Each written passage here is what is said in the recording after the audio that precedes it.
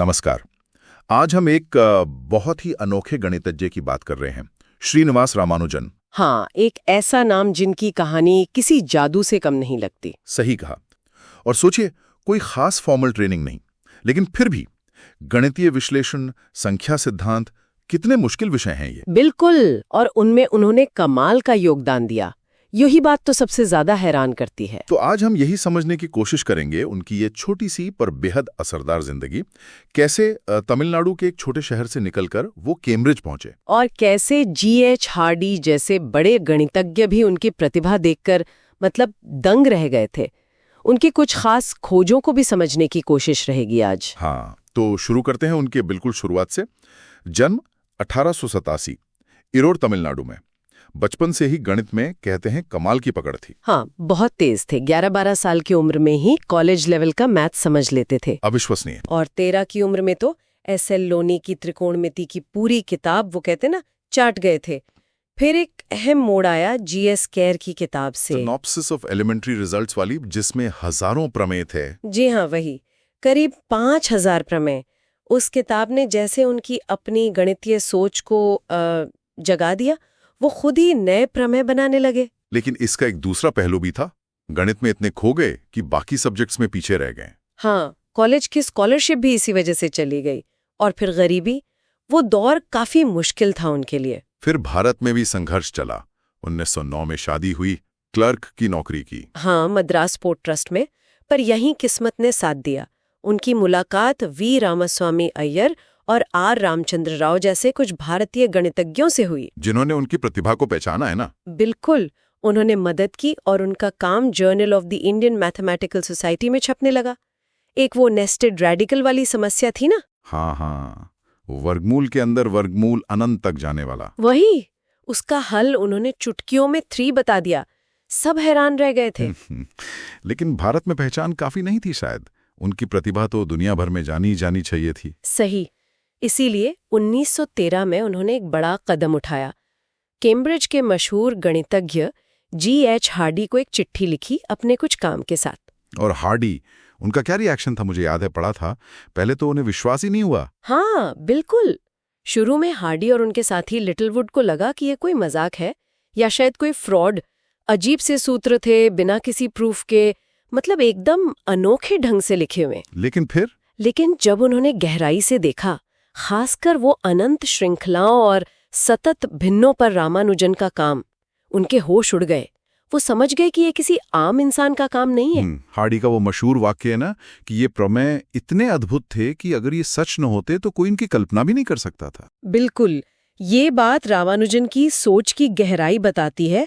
Hardy ने फौरन उन्हें कैम्ब्रिज बुलाने का फैसला किया। रामानुजन शुरू में हिचकिचाए थे ना, विदेश यात्रा, खान पान। हाँ, काफी हिचक थी।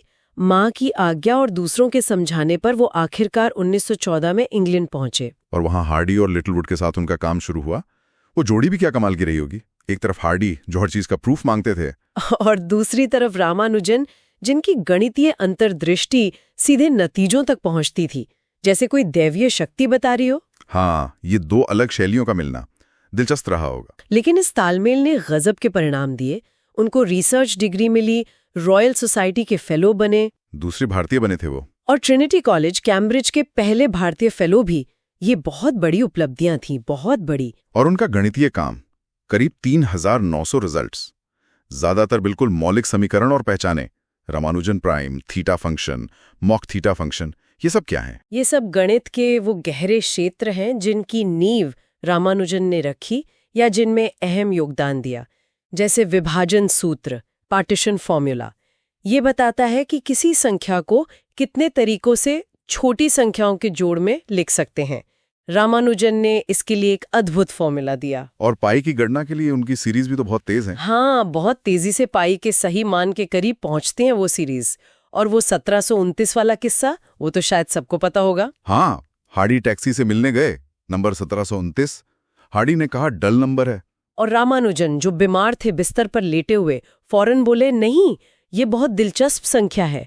ये सबसे छोटी संख्या है जिसे 2 अलग अलग तरीकों से 2 क्यूब्स के योग के रूप में लिखा जा सकता है। क्या दिमाग था। 1 क्यूब + 12 क्यूब और 9 क्यूब + 10 क्यूब दोनों 1729 होते हैं। सही। उनकी नोटबुक्स, खासकर वो खोई हुई नोटबुक, आज भी गणितज्ञों के लिए एक पहेली और प्रेरणा है। पर अफसोस इंग्लैंड का मौसम उन्हें शायद रास नहीं आया। स्वास्थ्य बहुत बिगड़ गया था उनका वहां। हाँ, पहले लगा टीबी है, विटामिन की कमी है, पर बाद में लगता है शायद हेपेटिक अमीबियासिस था, लिवर का इन्फेक्शन। 1919 में भारत लौट आए और अगले ही साल 1920 में सिर्फ 32 साल की उम्र में उनका निधन हो गया। बहुत कम उम्र, कुंभकोणम में। पर वो आखिरी समय तक गणित पर ही काम करते रहे। वो थे कैसे? मतलब व्यक्तित्व कैसा था उनका? बहुत शर्मीले, शांत स्वभाव के और गहरे धार्मिक व्यक्ति थे। अपनी गणितीय खोजों का श्रेय हमेशा अपनी कुलदेवी नामगिरी थायर को देते थे। वो कहते थे ना, मेरे लिए उस समीकरण का कोई मतलब नहीं जिससे ईश्वर का विचार न मिले। हाँ, हार्डी ने उनकी तुलना यूलर और जैकोबी जैसे महान गणितज्ञों से की थी और प्रतिभा के पैमाने पर रामानुजन को 100 में से 100 दिए थे। उनकी विरासत तो आज भी जिंदा है। भारत सरकार उनके जन्मदिन 22 दिसंबर को राष्ट्रीय गणित दिवस मनाती है। बिल्कुल, रामानुजन की कहानी दिखाती है कि सच्ची प्रतिभा मुश्किल हालात में भी अपना रास्ता खोज लेती है। एक क्लर्क से कैम्ब्रिज तक का सफर, गणित के रहस्यों को सुलझाने की उनकी लगन वाकई प्रेरित करती है।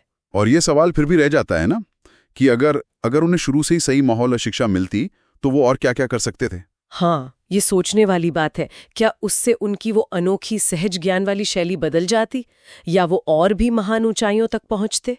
खैर, ये एक ऐसा सवाल है जो उनकी असाधारण कहानी को और भी रहस्यमयी बना देता है।